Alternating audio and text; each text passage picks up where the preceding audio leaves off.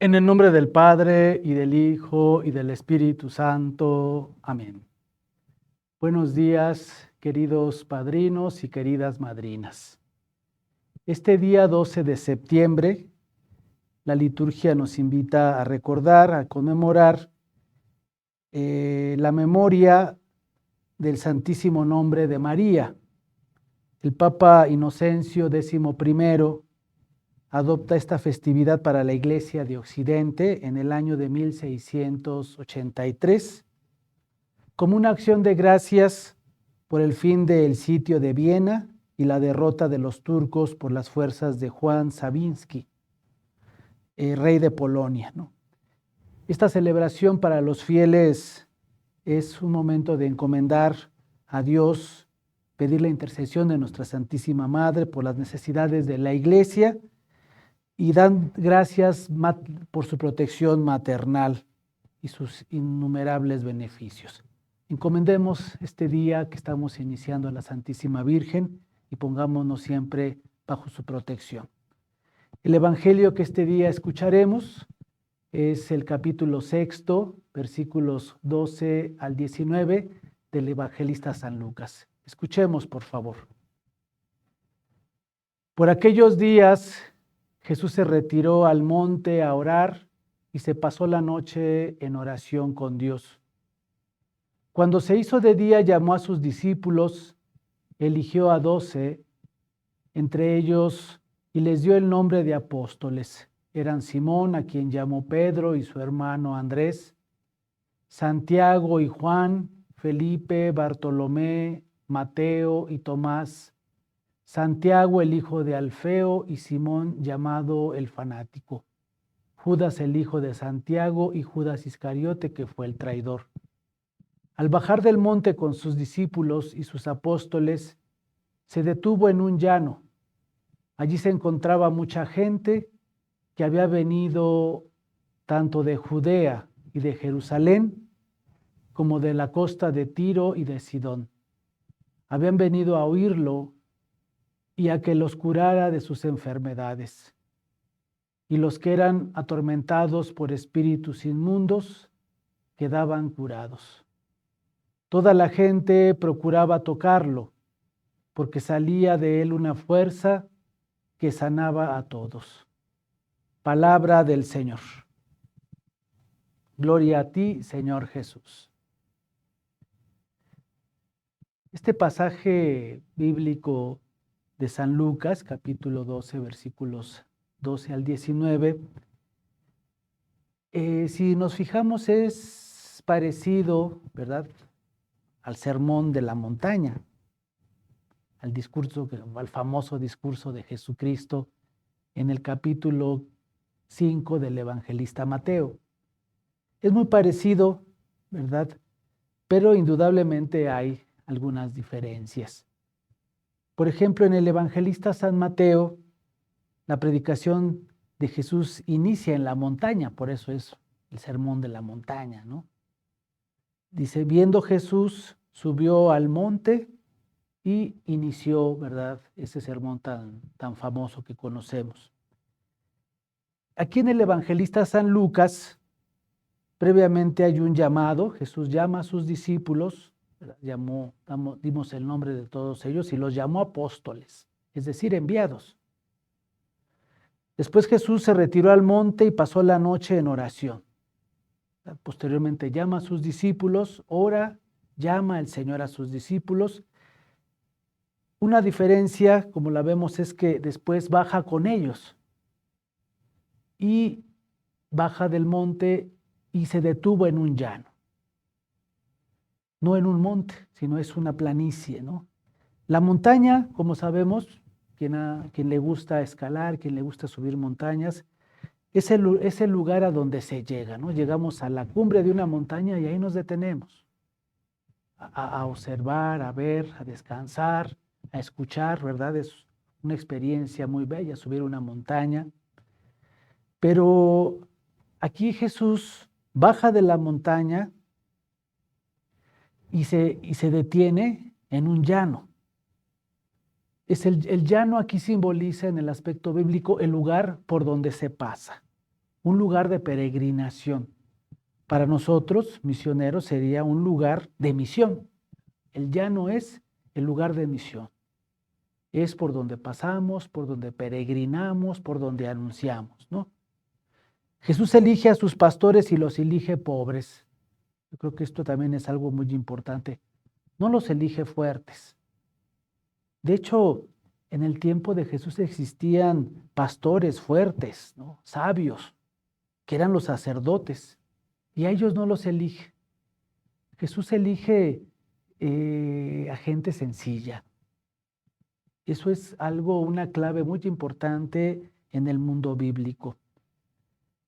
Jesús los elige, ¿verdad? Los fariseos enseñaban la ley, pero Jesús no los ve, no los acredita como personas que puedan continuar con su misión. De alguna manera les dice, no. Ustedes, estos pastores, ¿por qué? Porque estos pastores se han pervertido. Estos pastores ponen la ley sobre la persona. Elige a personas que se van a equivocar. Sabemos la historia de cada uno de estos nombres que hemos dicho, ¿no? Cuando decimos un nombre, en el mundo bíblico decimos una historia de una persona, ¿no? El nombre era, como sigue siendo ahora, definía la misión de la persona en el mundo bíblico, ¿no? Ya no te llamarás Simón, ahora te llamarás Pedro, ¿no? Kefa, piedra, ¿verdad? Entonces cambia el nombre de Jesús a sus apóstoles. ¿Por qué? Porque cambia su vida, cambia su misión. Los elige así, débiles, porque fallarán. Pedro y Judas lo traicionarán, como sabemos, ¿no? Elige a personas pobres y humildes. Ellos son pastores, porque en realidad confían en el único pastor, que es Cristo. Y vemos que esta es la condición. Jesús no busca sabios, Jesucristo busca humildad, busca discípulos, y el discípulo debe de ser sencillo, debe de ser humilde. Jesús envía a sus discípulos a salvar. Es una manera del cómo Él va ejercitando su poder desde su trono, que sabemos que es la cruz, para salvar y liberar. La gracia es la que acompaña a quienes creen, no a quien anuncia. Muchas veces nosotros, ¿verdad? A veces hablamos mucho, decimos mucho, pero en realidad aquí Jesús no dice otra cosa, sino esta gracia acompaña a quien cree. A quien crea y escuche se salvará. No habla que el que hable mejor, ¿no? No habla que al mejor predicador, sino a quienes creen. Quienes creen en Jesús, en su nombre expulsarán al maligno. Este mensaje no es una mitología, es una realidad. En cuanto a que el Evangelio, o con el Evangelio, combatimos el mal. Y esto es precisamente la experiencia que nosotros tenemos al rezar el Padre Nuestro, ¿no? Líbranos del mal. Al anunciar nosotros el Evangelio, combatimos el mal. ¿Por qué? Porque es una buena noticia. ¿Cuánto mal no existe en el mundo, no? ¿Cuántas veces a mí me han preguntado, Padre, pero ¿en dónde está Dios, no? A nuestro alrededor existe tanto mal, tantas noticias tan tristes que escuchamos. Ya no vayamos a allá a Ucrania o algún lugar donde haya guerra. Aquí en nuestro país, ¿no? Noticias tristes verdaderamente que nos hacen sentir mal ante la impotencia de no poder hacer nada. Y decimos, bueno, ¿cómo es que anunciando el Evangelio combatimos el mal? Sí, miren, el mal, como ya lo he dicho muchas veces, es algo que es espectacular. Siempre el mal no necesitamos irlo a buscar. El mal se sabe. El bien va por un camino diferente. El bien va cuesta arriba. El bien no es espectacular, es humilde, es silencioso. Y hay mucho bien también. Y hay mucho bien también, ¿por qué? Porque se anuncia la buena nueva de Jesús. Entonces, en nuestro corazón existe también la obra del maligno, existe una destrucción y necesita ser expulsada de nuestro interior, como lo hemos escuchado en estos momentos cuando Jesús se enfrenta a los espíritus malignos, ¿no? No es posible ser cristianos y estar conviviendo con la obra del maligno, ¿no? porque nuestro corazón fue creado para hacer el bien, pero el maligno también se quiere apoderar de nuestros sentimientos, de nuestro corazón. Rechazar el mal, y esto nosotros lo hacemos cuando profesamos nuestra fe, ¿verdad? Yo rechazo al mal, ¿no? En nuestro bautismo así lo hemos hecho, ¿no? Rechazamos la obra del mal al momento de la profesión de la fe. Como cristianos somos herederos de una tradición que nos confirma la existencia del maligno, ¿no? Nosotros sabemos que existe el mal, ¿no? La existencia del tentador. En la oración del Padre Nuestro es testigo de esto, ¿no? Te pedimos que no nos dejes caer en la tentación, ¿no? Es lo que también al momento de rezar el Padre Nuestro decimos, ¿no? O sea, es pedirle al Señor que nos ayude a no caer en el mal, ¿no? Dios habla siempre a nosotros a través de inspiraciones, de consolaciones a nuestro corazón, porque nuestro corazón ha sido creado para dialogar con Dios. Y Dios habla en cada uno de nuestros corazones. ¿Cómo nos habla siempre? Él nos habla en la profundidad, a través de estas inspiraciones que nosotros tenemos, a partir de las consolaciones que nosotros tenemos, a partir de las correcciones que muchas veces escuchamos, de las exhortaciones que nos hacen, pero siempre cuidando y respetando nuestra libertad. Dios no nos va a imponer nada, nos da la posibilidad de decirle sí o decirle no. Si nosotros le decimos no al Señor, pues yo creo que es precisamente quedarnos anclados ahí, ¿verdad? En el problema, en el mal.